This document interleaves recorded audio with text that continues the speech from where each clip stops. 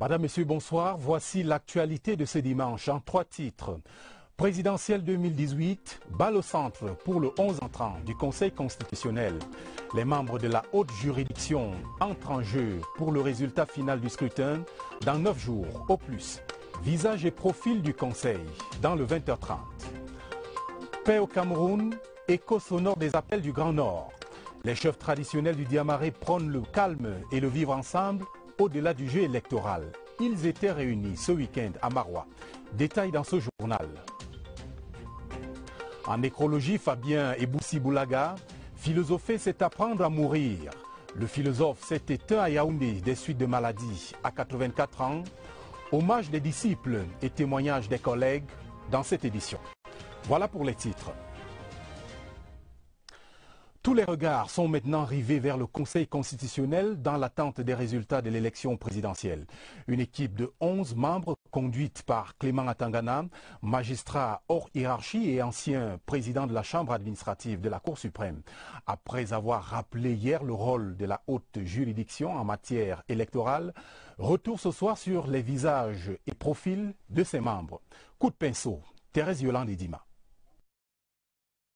Pour un coup d'essai, ce fut un coup de maître. La première sortie des 11 membres du Conseil constitutionnel camerounais, sortie marquée par une bonne gestion du contentieux électoral des élections sénatoriales du 25 mars 2018, suivie par la proclamation des résultats. Une réussite qui ne faisait l'ombre d'aucun doute au regard du profil et du parcours de chaque membre de ce 11 entrants, des membres statutaires. Les membres du Conseil constitutionnel sont désignés de la manière suivante. 3 par le président de la République, 3 par le président de l'Assemblée nationale, 3 par le président du Sénat, après avis bien sûr du bureau à l'Assemblée nationale comme au Sénat, et 2 par le Conseil supérieur de la magistrature pour un mandat de 6 ans éventuellement renouvelable. Ces membres sont issus de toutes les régions du Cameroun et se recrutent dans plusieurs milieux socio-professionnels et dans la société civile. À leur tête, Clément Atangana, magistrat hors échelle et ancien président de la Chambre administrative de la Cour suprême, et comme membre Emmanuel Bondé, enseignant de formation et ancien ministre, Joseph-Marie Bipounou, enseignant de droit et ancien ministre, Jean-Baptiste Baskouda, conseiller juridique à la présidence de la République et ancien sénateur, Charles-Étienne Nekele-Danfac, agrégé de droit public et de sciences politiques et ancien ministre, Jean Foumalakam, conseiller juridique du président de la République et secrétaire permanent du Conseil supérieur de la magistrature, Amadou Tidjani, administrateur civil et ancien gouverneur, Florence Rita Aré, magistrat hors échelle, ancienne vice-présidente du tribunal pénal international pour le Rwanda, Émile Sombe, magistrat hors échelle, ancien procureur général près la cour d'appel du Sud-Ouest, Ba Oumarou Sanda, ancien ambassadeur, et Paul Chonkui, anthropologue. À noter, tous les présidents de la République du Cameroun sont de droit membres à vie de cette institution. Des professionnels chevronnés qui travaillent sans relâche, car au Conseil constitutionnel, il n'y a pas de temps mort. Le Conseil constitutionnel travaille de manière permanente et ne connaît guère le temps mort. Les requêtes continuent et continueront toujours à tomber tout au long de l'année. Pour mener à bien ces actions, l'institution dispose d'un secrétariat général doté de tous les services administratifs et techniques qui concourent au quotidien à son fonctionnement. Le décompte des voix est à présent terminé et demain lundi, la Commission nationale de recensement général des votes va remettre son procès verbal au Conseil constitutionnel pour le contentieux électoral prévu dans 2 jours. À Elikam, le téléphone sonne et crépite, le personnel veille et répond aux préoccupations des citoyens à travers la ligne verte ouverte jusqu'à la proclamation des résultats. Agnès Solange Abessolo. Des appels incessants, une mécanique bien huilée, le numéro vert d'Elections Cameroun 82-92 plus que jamais sollicité. Élections Cameroun, bonjour. Bonjour madame. Quelle est votre préoccupation, s'il vous plaît? Les citoyens se renseignent sur le processus électoral. Comment et où se déroule le décompte des voix? Combien de recours enregistrés? À quand la proclamation des résultats? Et pour donner des réponses justes et précises, ces jeunes, au bout du fil, se servent de documents adéquats qui les renseignent, notamment le code électoral. Le Conseil constitutionnel arrête et proclame les résultats de l'élection présidentielle dans un délai maximum de 15 jours à compter de la date de clôture du scrutin. Oui, monsieur. Rendu à la période post-électorale qui consiste au contentieux électoral, le Conseil constitutionnel veille à la régularité de l'élection présidentielle. Il statue sur toute requête en annulation totale ou partielle des opérations électorales introduites par tout candidat, tout parti politique ayant pris part à l'élection. Ainsi que le stipule le chapitre 4 du Code électoral en son article 132, alinéas 1 et 2. Autant d'informations diffusées au quotidien par cette cellule de veille. Ce, pendant que les différentes commissions en charge du suivi électoral à l'ECAM peaufinent leur rapport. Pendant ce temps, les Camerounais sont invités au calme en réaction à l'effervescence post-électorale. Les chefs traditionnels du Diamaré réaffirment leur attachement à la paix et au vivre ensemble. Ils l'ont exprimé hier à Maroua au cours d'une rencontre présidée par le gouverneur de la région de l'Extrême-Nord. Compte rendu, Abdoulaziz Amadou. La paix n'a pas de prix. À l'unisson, les chefs traditionnels du département du Diamaré ont accordé leur violence au week-end pour entonner l'hymne de la paix et du vivre ensemble. Le bateau Cameroun, ont-ils tous souligné, ne coulera pas. Nous avons été interpellés par tout ce qui se passe dans notre pays, surtout par certaines personnalités, certains hommes politiques qui voudraient par des manœuvres déstabiliser le pays. Ceci est inadmissible. Nous connaissons ce que c'est. Les affres de la guerre. Nous souhaitons la paix. Devant les autorités administratives de la région, tous les Lamibé et Lawan ont pris l'engagement de sensibiliser leur communauté et les jeunes en particulier. Ici, faire ressortir leur désir de vouloir vivre ensemble, qui est, disons, assis sur la paix, sans laquelle aucun développement n'est possible. Ils ont ici dit en long et en large leur souci de voir le Cameroun persévérer dans la paix, la tranquillité. Les représentants des communautés du nord-ouest, du sud-ouest et de l'ouest à Maroua sont eux aussi montés au créneau pour inviter tous les Camerounais à préserver la paix et à combattre tout appel à la haine et au tribalisme. L'atmosphère sociopolitique post-électorale a suscité beaucoup d'autres réactions. Je vous propose de suivre quelques appels au calme lancés par des chefs traditionnels et autorités morales. Une sélection de Philippe Roger Sama. Les élections se sont déroulées dans la paix dans la ville de Garoua, dans le Laminé de Garoua, dans le département de la Benue et dans le nord. Nous sommes satisfaits de cette ambiance. Nous attendons sereinement des résultats. Cameroun est un pays de droit. Nous demandons aux hommes politiques de se ressaisir et de faire confiance à la loi camerounaise. Nous attendons le verdict du Conseil constitutionnel. Si Dieu n'a pas choisi quelqu'un, il ne peut jamais être devant.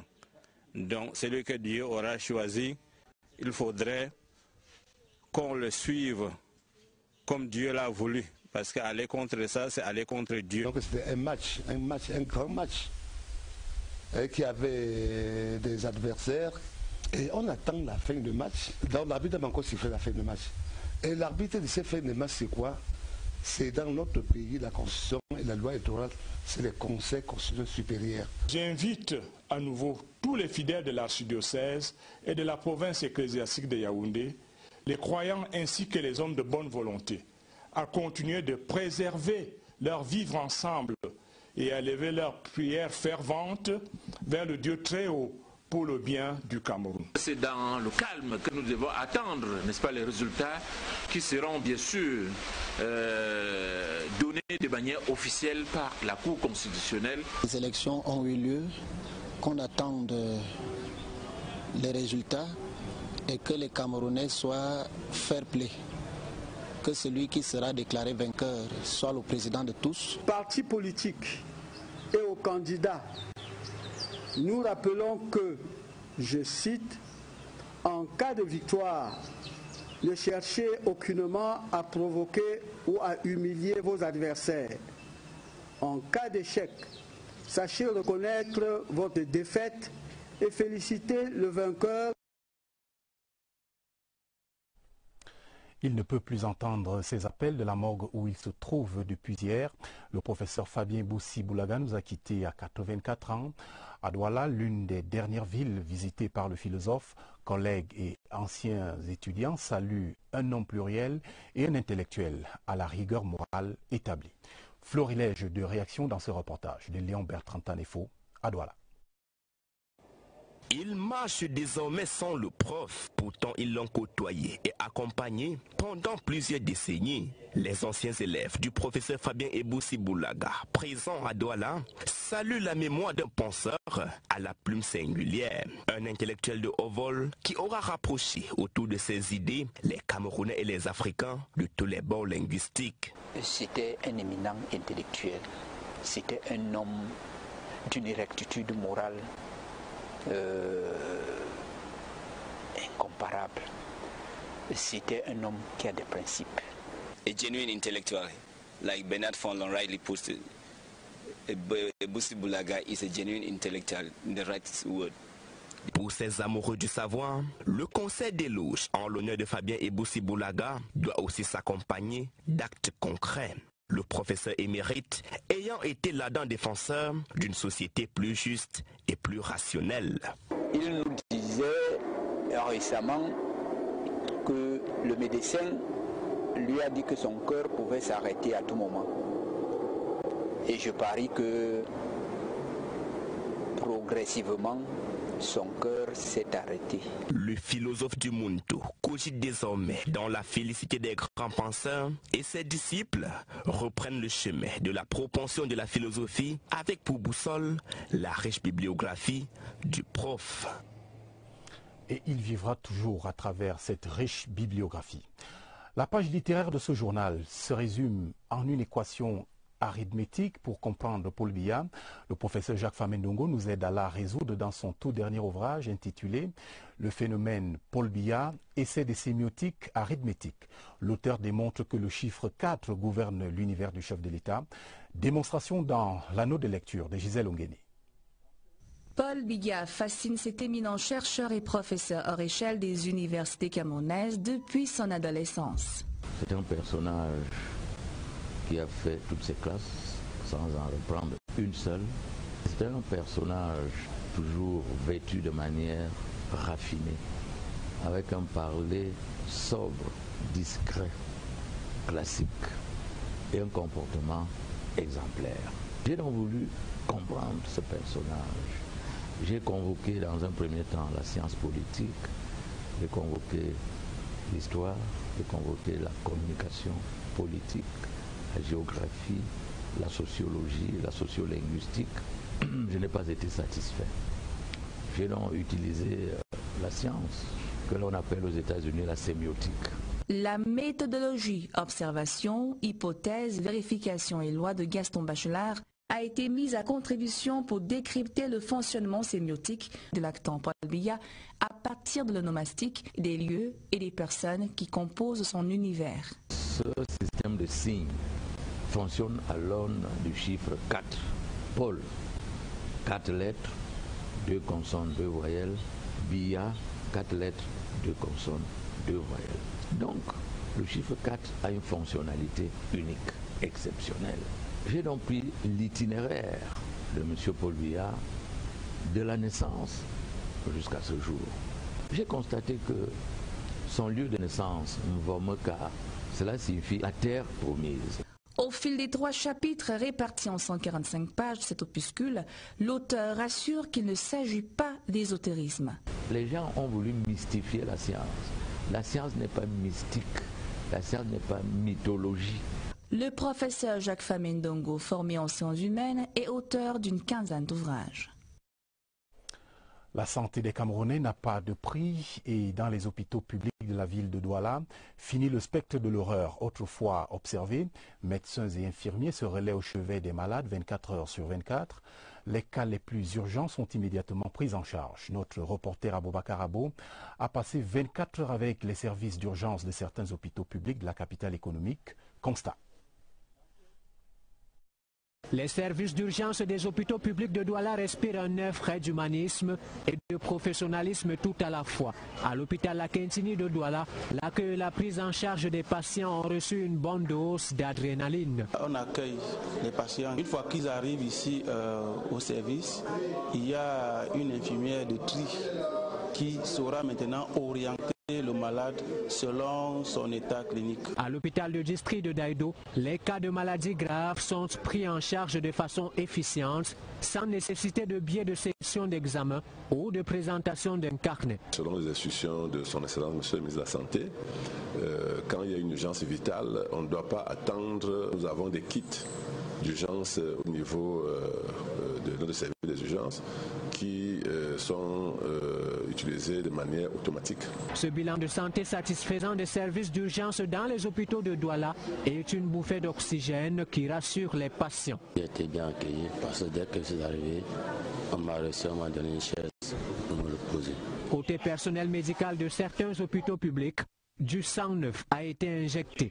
Infirmiers et médecins seraient là au chevet des malades. Le service fonctionne de manière ininterrompue 24 heures sur 24. Une détermination qui vient ainsi chasser le spectre de l'horreur qui planait sur les hôpitaux publics en général et leurs services d'urgence en particulier.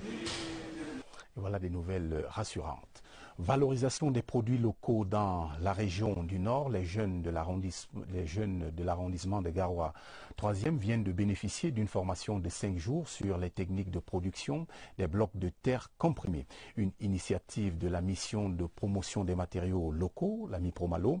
Le reportage de Djouleka Omaro des CRTV Nord.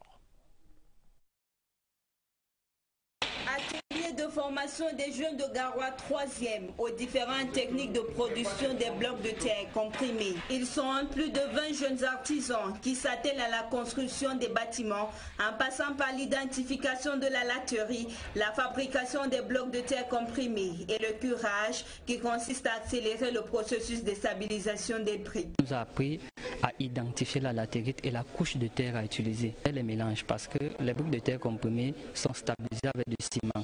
Et il y a donc des dosages précis qu'on utilise. Ce n'est pas facile pour les femmes de faire du travail dur comme ça. Mais je veux me défier, appeler les autres aussi à participer. Plus de 850 briques ont été fabriquées en 2 jours seulement, passées aux côtés des experts de la mission de promotion des matériaux locaux. Pour pouvoir produire, il faut bien détenir la technologie.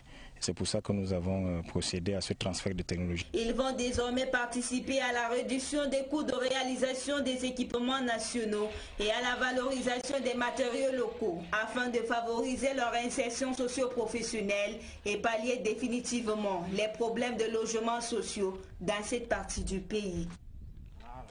Tapis rouge à présent pour les femmes rurales demain.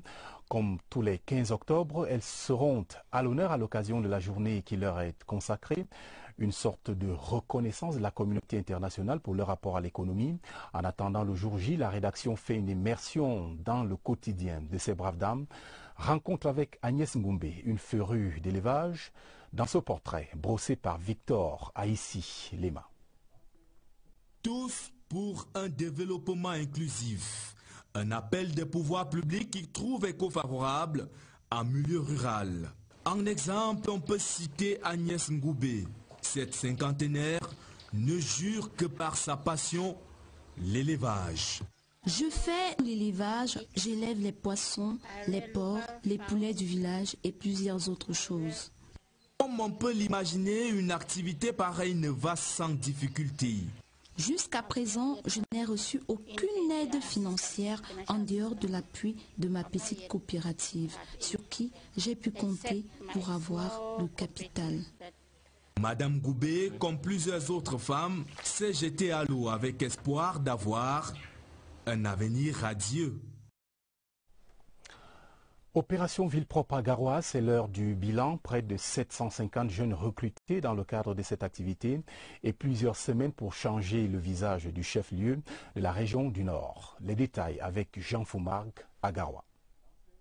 Ils sont près de 750 jeunes sélectionnés dans les 3 arrondissements de la ville de Garoua dans le cadre de l'opération d'assainissement dénommée Ville propre, initiée par le chef de l'État, son Excellence Paul Biya, qui s'attelle aux travaux pouvant rendre la ville plus réalisante à travers le curage des caniveaux, le désherbage des abords des trottoirs, le ramassage des ordures ménagères, entre autres. Toutes ces activités se déroulent sans anicroche. Il faut dire que le travail évolue sereinement.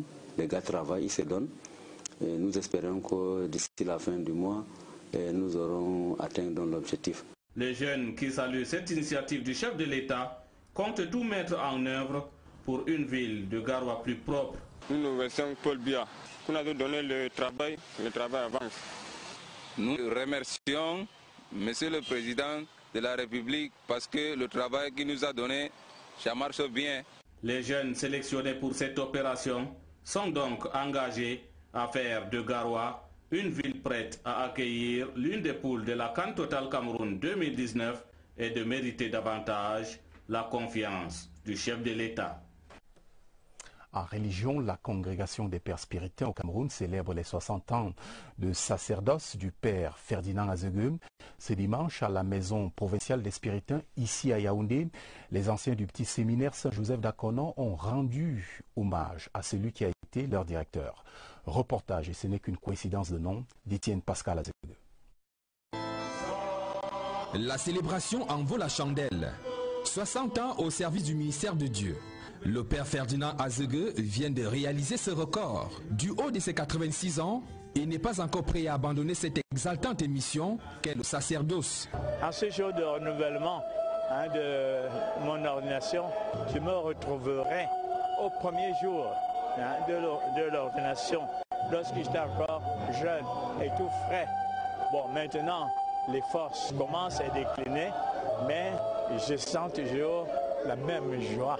La congrégation des pères spiritains au Cameroun loue l'Éternel pour ces pionniers de l'Église catholique. Dans la série des témoignages, celui des anciens pensionnaires du petit séminaire Saint-Joseph d'Akonon. Tous parlent d'un formateur rigoureux et intègre. C'est dans l'équipe de formateurs de ce séminaire que nous avons été moulés, nous avons bénéficié de cette formation totale qui s'est dispensée au séminaire. Il nous a enseigné la rigueur, n'est-ce pas, dans tout ce qu'on fait, la grandeur, n'est-ce pas, dans les tâches qu'on exécute, et puis une joie de vivre qui est extraordinaire. Né à Mfandena, à Yaoundé en 1932 et ordonné prêtre en France en 1958, le père Ferdinand Azegueux a côtoyé Monseigneur François-Xavier Vogt, Monseigneur Graffin et le tout premier archevêque noir, Monseigneur Jean Zoua.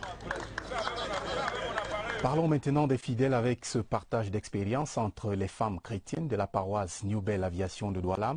Elles organisent jusqu'au 21 octobre prochain une série d'activités placées sous le thème du vivre ensemble dans l'unité, la solidarité et le partage. Michel Renaud, Ohanja.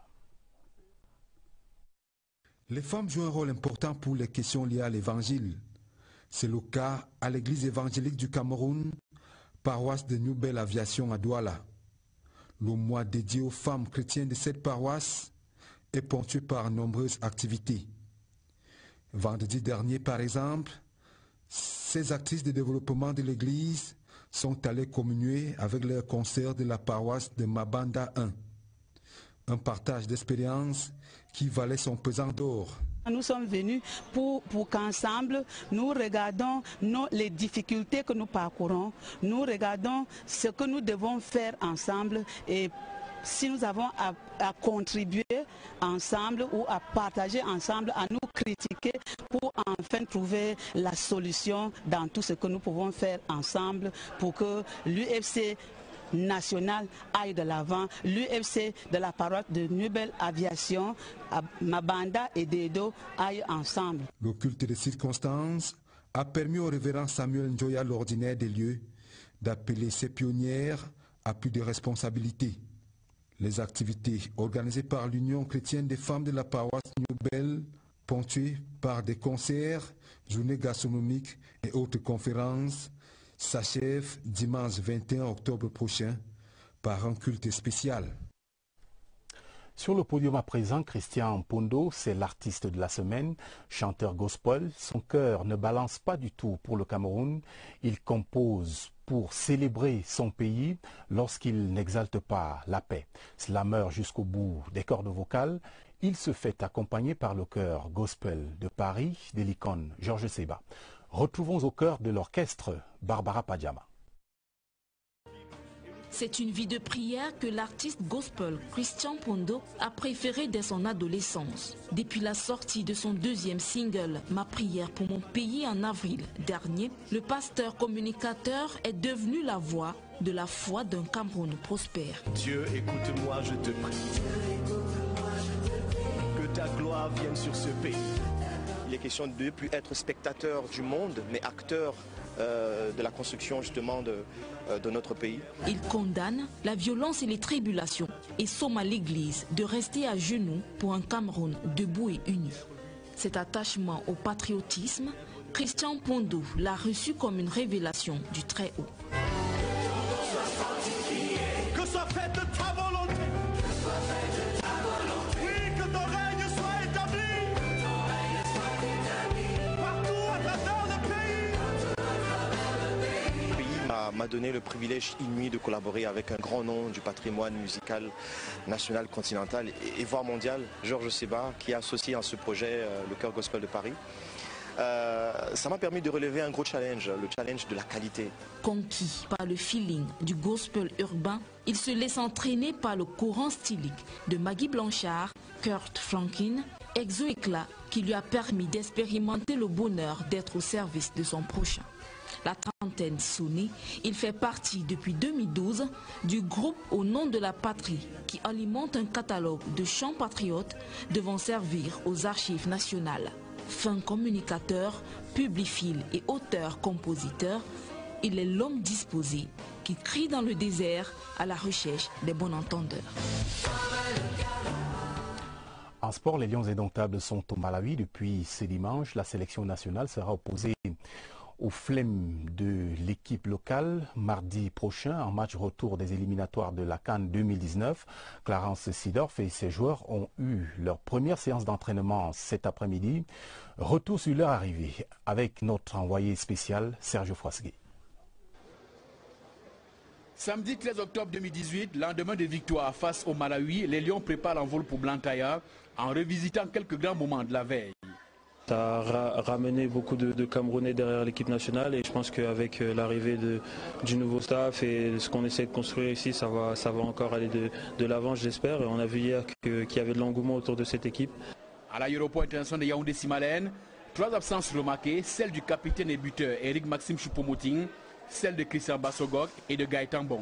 C'est finalement 19 joueurs et les encadreurs qui se soumettent aux formalités de départ. Vol spécial à bord de la compagnie Camerco, l'étoile du Cameroun qui prend les airs à 18h40. 4h30 minutes de voyage pour joindre Blantyre. L'animateur principal du groupe, Ambroise Oyongo Bitolo, est dans son élément.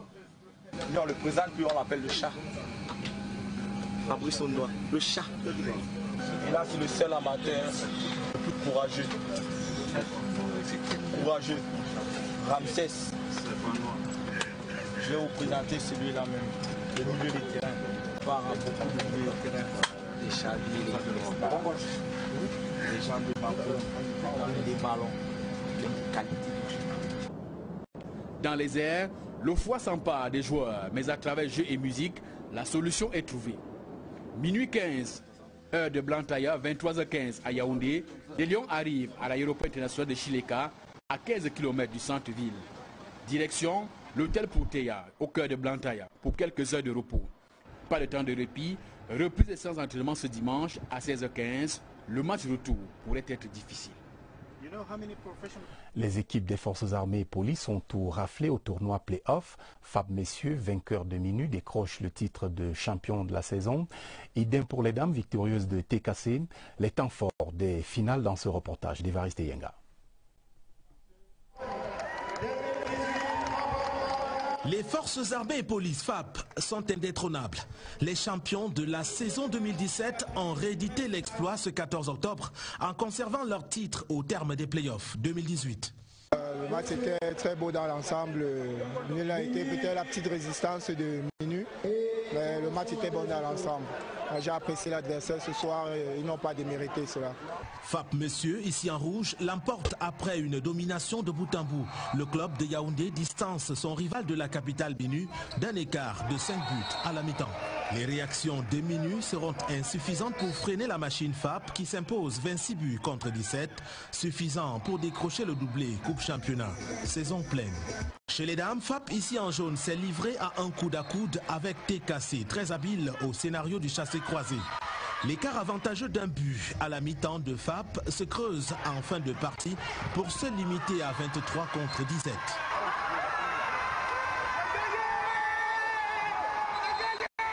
FAP Dame sauve sa saison. Nous sommes des joueurs quand même expérimentés par rapport à la jeunesse du TKC. À un moment donné, on a su calmer le jeu, pouvoir marquer les points. Ça nous a fait la différence pendant qu'elles étaient un peu précipitées. Les troisièmes places au terme de ce championnat national sont occupées par la Fondation André Zico chez les messieurs et Dynamique de Bokito, le vainqueur de la Coupe du Cameroun. Ainsi va le Cameroun ce dimanche. Dès demain, retrouvez Adel Mbala pour le 20h30. Et au moment de conclure, je remercie chacun et chacune d'entre vous pour la délicate attention ces 8 dernières semaines, durant lesquelles, je dois l'avouer, j'ai beaucoup appris. Merci à l'encadrement éditorial, aux équipes rédactionnelles, techniques et technico-artistiques, ainsi qu'aux stagiaires qui nous ont accompagnés. Bonne suite des programmes et bonne semaine sur la CRTV.